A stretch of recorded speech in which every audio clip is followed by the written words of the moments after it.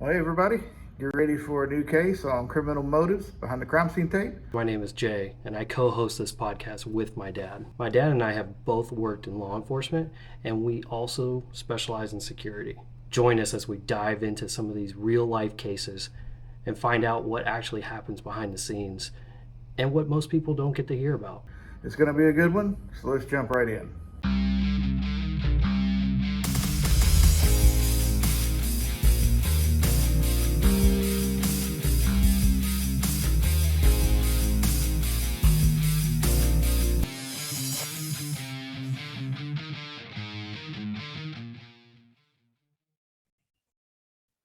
Okay, so they want to tell you a story about a TV commercial that's on TV right now. And I'm not going to mention any pharmaceutical company or anything like that, but it's a little advertising medical cure or relief or something. And anyway, the common theme throughout the whole commercial is somebody's always saying, "Hide my skin, not me." And so I'm going to call this one the "Hide My Skin, Not Me" caper. The premise when we start out, you're going to be thinking, "How in the world does this have anything to do with that?" But it'll reveal itself at the end. And typically, everybody knows. You wake up one day, you walk outside. Oh no, somebody stole my bicycle. Call the police. And the police respond and they take a report. And if it's something, really expensive, a lot of times it'll go to the detective division. They'll take another report on what their findings are and then moves forward from there. Different departments have different detective divisions. If it's a organized crime, you'll see larger departments have a whole unit dedicated to organized crime. If it's a large um, auto theft type ring, you'll see departments that have specialized units that investigate auto theft, drugs, narcotics, the vice, all the prostitutions, different kinds of People. organized crime, Yep. people, robbery, homicide. And depending on how big the department is, they may have a detective solely dedicated to that, or they may have one that wears several hats. And a lot of times, when you don't have the manpower to investigate these things, it doesn't mean they don't happen in your town. It's just you don't have the resources to follow through thoroughly, and they will submit um, to a task force. And a lot of times, it requires either part time or full time participation into this task force. You get the resources of many departments at that point, and you can successfully prosecute your cases a little bit easier without having the expense of that kind of unit within your department. So it's kind of a hand in hand kind of thing. Um, I'm working in an area, in a large metropolitan area, really large, and they not only participate in a task force, but they also are founders of a particular task force. And in certain cities, coastal cities usually, there'll be one for cargo theft task force. And there's several throughout the United States. There are several groups that work together and transfer intelligence and keep people aware of cargo theft. And who's involved in that? Usually, like FAA, I'm sure, or the United States Postal Inspectors. You have to be open because the type of crime you're looking into may require arms of the law that you don't have the authority to do, either through interstate commerce or the type of theft that's involved. You're going to want some people in there that, with the resources in that area, you don't have to wait to find out if you can do this or that or get permission to do this or that. These guys are that leg that give you the permission. You're going to have uh, most likely a state attorney level prosecutor on board. You're going to have maybe even, as you talked about this week, a United States assistant United States attorney involved, depending on if it's a federal case. Yep. You could have a member of the FBI, DEA. Just depends on several things. It's good to have a lot of those guys as long as the system works. A good oiled, well-oiled machine Yeah. work together. because it can get testy. Everybody wants a piece of it, or if it's a really good case, they're like, no, man, most of the time, um, those that have been established for quite a while have certain ground rules, and everybody knows their part in that, and makes it easier to do. When you're first starting out, it can get a little tricky. But this was a pretty big one, and they've been in business a long time, and it was a cargo theft task force, like I mentioned. And I'm working with these guys, and we have a guy walk in off the street one day and say, "Hey, I need to talk to somebody about something," and you know, it's kind of a rotational basis. Who's up next for the case, or who is available to take the case? At any point, I was the next up, and I went to the guy, and he said, "Hey, I'm a truck driver, and I had somebody approach me about taking some product off the back of my truck, and then claiming it was stolen, turn it in for insurance. You get paid, don't get in any trouble, and I get the product." And I'm like, is there really such a thing as a honest truck driver these days that would come in and say something like that? And the answer is yes. There's honest people everywhere. Sure. So I'm sitting here going, what are we talking about? He said he wants to take a couple of pallets of laptops. I'm like, a couple of pallets of laptops? What are we talking? About 100 laptops? He said, yeah, about 100 laptops. I'm like, oh, wow. Oh, all right. Um, let's see what we can do about this. When is this supposed to go down?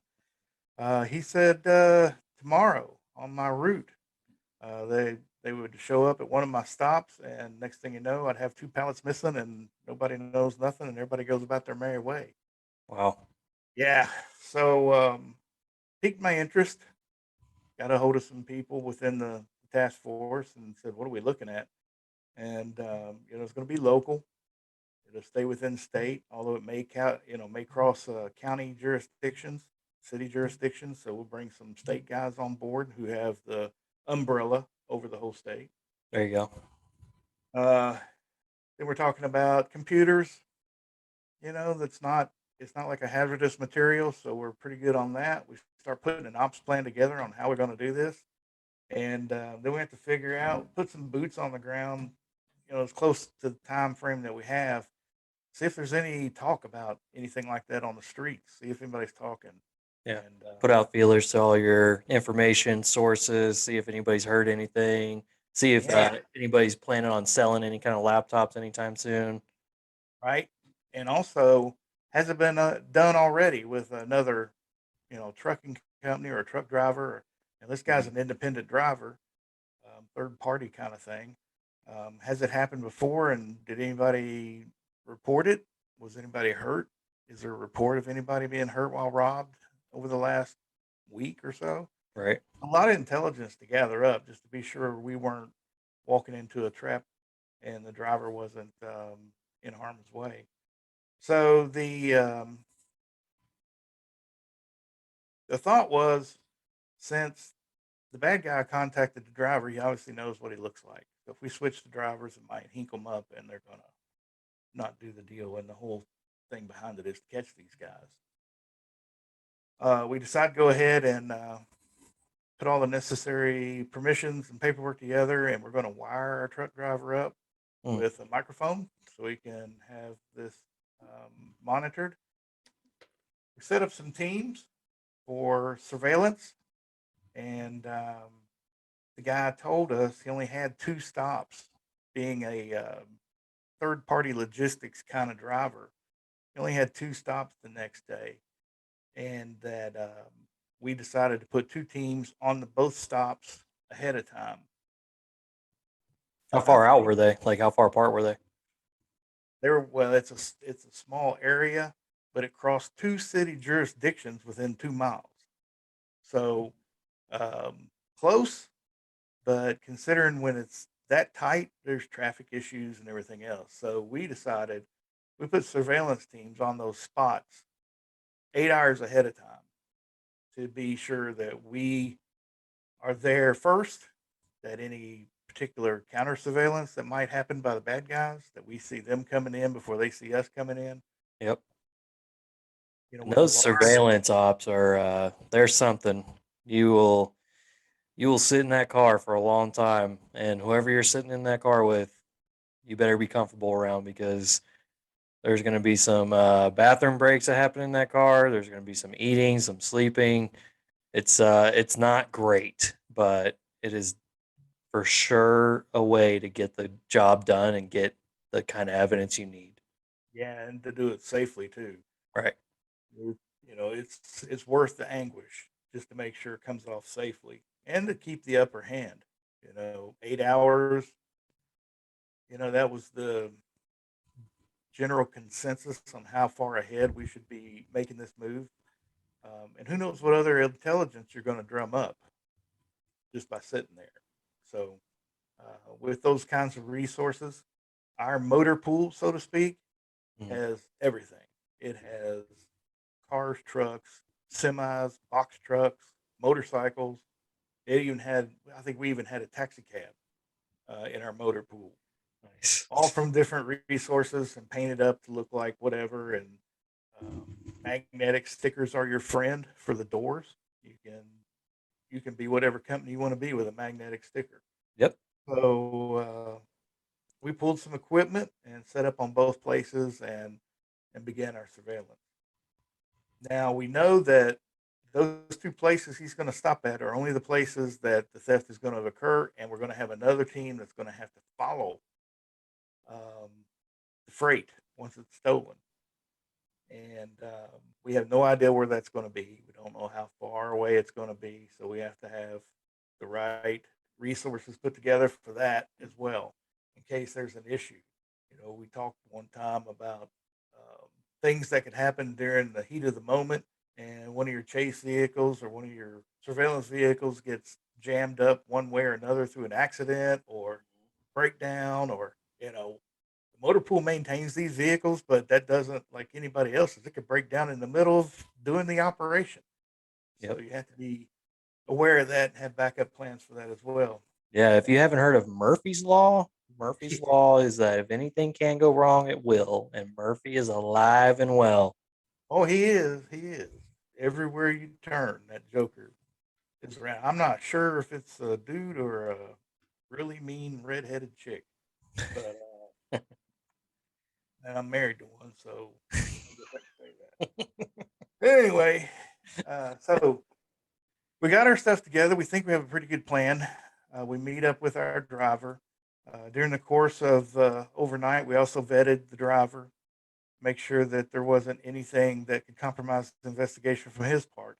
He's not a known gangster. He's not a known criminal that maybe owes some people some money and this thing could go south Yeah. when they really just want to get him out by himself and something else could happen for payback. We want to make sure a lot of different things don't play into this. And that's really important too, something that most people, again, never understand or ever get to see. Yep. But I can't tell you how many times I've looked into people and they're like, "Why are you looking into me? I'm the one that told you about this." And I'm like, ex- "I don't know you from Adam. I don't know if you're trying to set me up. I don't know what the deal is. I'm gonna get all the information I can because I have the ability to do it." Absolutely. And I want to know what I'm dealing with. I want to know everything about this person that I can find out in the reasonable amount of time that I have left. Right. Just to say, due diligence. Just to say due diligence over everything. So he checks out. We mic him up. He takes off on his route. Now there's also the chance that if these guys are really pros, they may be following this guy from the minute he picked up his truck. So we have to be aware of that. These things have to take place in normal areas where you would run into a truck during the course of a day. You don't want him coming to the police department or your, headquarters for whatever you're doing. So Right. a lot of stuff happen at truck stops. Great places. You can get your food for the stakeout. You can get all the restroom breaks you want, and before we take off, and your last minute preparations, and nothing is out of place. Truck driver pulls into a truck stop. That's about as commonplace as it gets. So he's mic'd up. He's ready to go. Our takedown teams are in place. Our surveillance teams have been in place for the last 8 hours, and nothing unusual has happened. Um, so we take off. and we follow the truck to the location. We set up on a spot, and we can't tell. He backs up to a dock, and two pieces come off. We can't really tell, so we have to count on the truck driver to tell us, what happened. Yeah. He backs up to the first stop into the dock door, gets back in the truck, says, "Guys, it just happened. It just happened." One guy in a plaid shirt, another guy in a green shirt, ball caps, all that. And what we think was going on is they rolled off the two pallets onto the dock and then swung back around to the next dock door and put them onto another truck that was going to take off at the same time. Mm. Shortly after that, we see the two guys that he described jump into the cab of this truck parked next to him, and that truck drives away. So um, we put our surveillance team on that second truck to follow it. Goes about 5 miles up the road through a couple of different places into an industrial park. And as he backs up to the industrial park, it has one dock door. It has several lower level first, regular walk-in doors and some overhead doors. They back up into that thing, and we can tell that the dock door opens up. And we're thinking, all right, I guess this is it. Yeah. So the task force supervisor, the ops leader, he gives the go ahead for the takedown, and we're going to have to hit, a couple of these doors, stand by the truck, disable it if we have to, just in case they didn't get it off and try to get away. And boom, they're starting. Hmm. And probably 50 guys in SWAT gear, the BDU pants, guns, door breaching tools, things like that, hit this warehouse. And we're standing back, kind of in amazement because, at this point in my career, I'm not kicking doors in anymore. I'm not running. Um, you know, so I'm standing back with some other people and we're watching this thing. And it's a long kind of warehouse that's single story, but the dock doors, there's where you back up your trailer, it goes down into a pit so that the trailer floor is level to the warehouse floor when you back down in there. Um, Not very big. Looks like about maybe 100 feet long, about 60, 70 feet wide, just a rectangular building. Yeah. And there's call them man doors, regular entry and exit doors that people would walk through, as well as several of these dock doors. When they hit the front of the building, and of course, they've got the rest of the building surrounded in case anybody comes out the other doors, there's a side door on the end of it. And they get about halfway through the dock, and you can hear them. They're screaming and hollering, search warrant, everybody down, nobody move, this Yep. and that.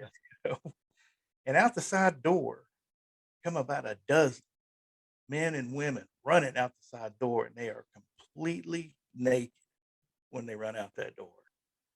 Yikes. So maybe well, I got a few things I think of in mind when I see that, or if I saw that and hearing that right now, or, go ahead. What? Please enlighten me. Oh my goodness. We were sitting there and we're like, what in the world is going on here? So these guys come running out. And the rest of us who are, supposedly sitting back working, but not, really working because, the rest of us, we're not runners, we're not yellers, we're not kicking doors down. We're just kind of sitting back watching everything. We grab these guys up because we're like, wait a minute, what is going on here? And one of them said, "Man, all we heard was search warrant, man, and we're running for our lives." Evidently, the person or persons controlling that warehouse Mhm. also was involved in unlicensed porn and X-rated movie filming in that warehouse, that same warehouse. Trying to do something without the right licenses and paying the fees and so forth. You might call it one of the ultimate bundling packages. Yeah, that Free laptops and making movies. So we're like, no, We didn't know you were there, but thank you for popping out. Is everybody over the age of 18 at least? Please. Yeah, really. So we don't know anything. It opened up another avenue of investigation that we have to pursue at this point. So we secured everybody, took them back inside, made them get their clothes on, and we came back out, started running all their names, get their IDs, and then make a phone call to another division of this particular department so they could investigate whether or not any kind of sex trafficking was going on.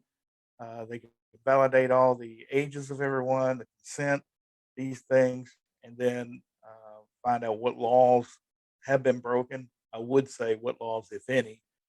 But when you're shooting porn movies in a warehouse without licenses, even in certain states, that's illegal. So Hmm. we have to have someone further that investigation. So a tip for uh, a cargo theft wound up opening up a whole new investigation. Yeah. The other piece of it was if we saw that, and we didn't, I'll be honest, we didn't think there'd be anything more to it than, we grab our cargo, we grab the bad guys, and good job. Everybody pats them on the back, and we're out. Yeah. This thing here, man, now we have to do a complete search. And if I'm not mistaken, they had to type out a new search warrant because our original search warrant was to recover laptops. We may, just to stay within the law, actually get, and this is where having a attorney on your task force comes into play. We hammered out a quick search warrant for all kinds of inappropriate activity, criminal activity, this, that, whatever probable cause they used at the time, and expecting that if there's theft and prostitution or movies, there could be drugs involved. They're always one and the same, it seems like. We really need to do a thorough search of everything for everything. And should we collect items outside the original search warrant, we can still prosecute on it because of the supplemental search warrant. So Right. Yep. a lot of So work. once you find, for everybody that don't know, once you're doing or executing a warrant and you find something that's not on your warrant but is illegal or can, lead to illegal activity, you can now get a supplemental warrant like Detective Earl was just talking about, and you can now collect that stuff as well. Yeah, and there's some state laws will actually, if during the course of executing that warrant something illegal in plain sight, uh, you can seize it as it is. But when you have the time and to cover all your bases, it's good to have a warrant that would take care of that so that you can proceed with prosecution, the investigation part, find out who's responsible for these things, and move the case forward. So, Yeah, I got an example of that too. One time we were working a, a child sex crime, and we were searching the guy's room for any kind of media to hold pictures or videos or anything like that. And we were searching for like child pornography and stuff like that. Then during the search, we found a pair of little like adolescent girl underwear, and we were like, this could be something. This could have DNA on it. We need to get this. And so our original search warrant didn't have clothes on it. It just had stuff for media. So we had to go get a supplemental for clothes and anything belonging to adolescent female or male children. So that's another example. But I mean, it's pretty quick. We got a verbal on that one because we were on the clock and we needed to do it quick. So we got a verbal and then went and got it signed later after presenting the facts and circumstances to the attorney, and then he gave us the blessing, like, yeah, go get it, go collect it. it would give me the creeps, man.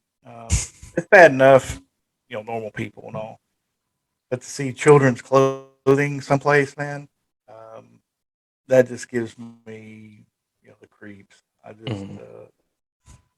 I don't know. There's some really sick people in this world, but we got our two pallets back. of laptops. We were able to make the arrest.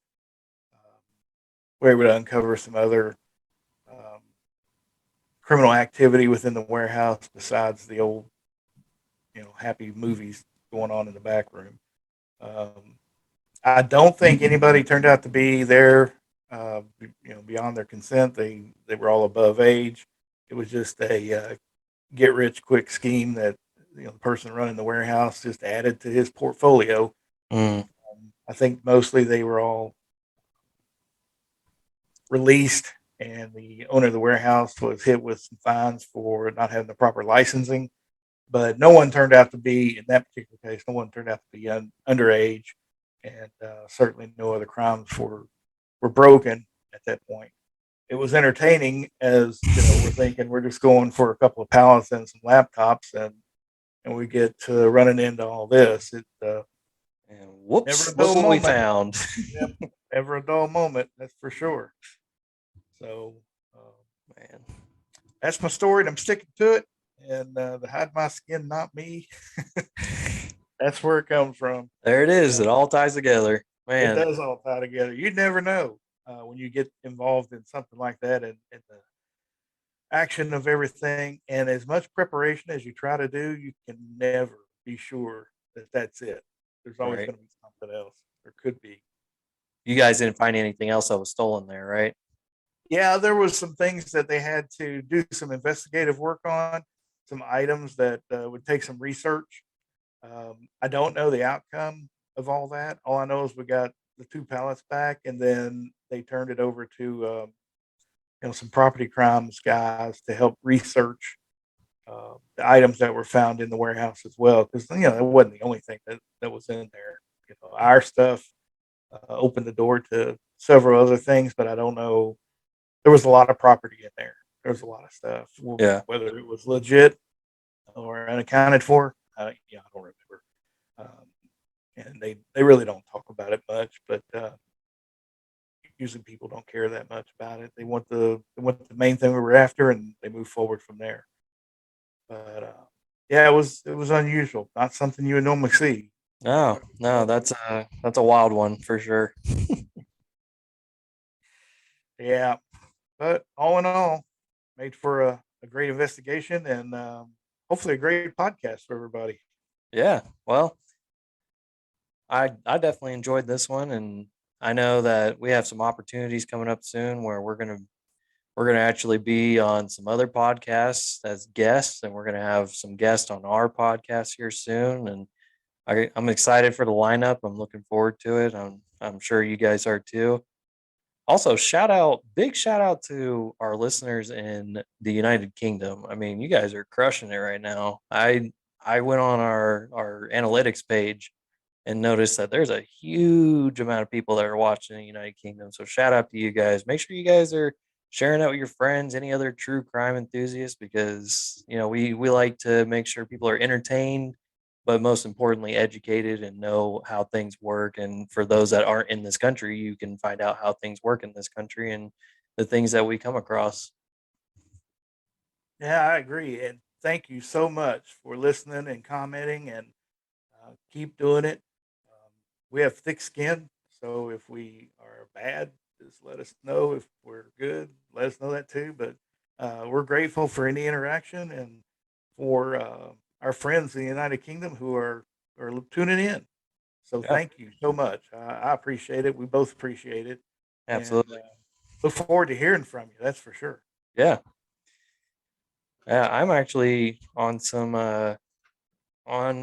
active duty right now, taking care of some stuff in a undisclosed location. But I'm actually in a hotel room recording this right now, and we're doing some pretty good stuff here. A lot of big cases, and it's good to just come in, help some people out, and then be able to, bounce out now that a lot of the legwork is taken care of for them. So That's uh, good. yeah, yeah. So that's kind of where I'm at right now. That's why I got a different background. All right. I love it. Well, thank you all for listening, and be sure and tune in next week That's for a new right. one. Well, there you go. Another great case in the books. Be sure and tune in next week when we unpack a new one, and I hope you have a good week. Thank you for joining us today. We hope you enjoyed the episode. If you haven't already, go subscribe to our show. And if you liked it, maybe go get a buddy or two to go subscribe to it as well. Give us a like, a comment, a rating, whatever it is that you're watching this on, and make sure to give us some feedback because we want to make sure that we're doing the absolute best we can for our audience. Thank you for watching. We'll see you next time on Criminal Motives Behind the Crime Scene Tape.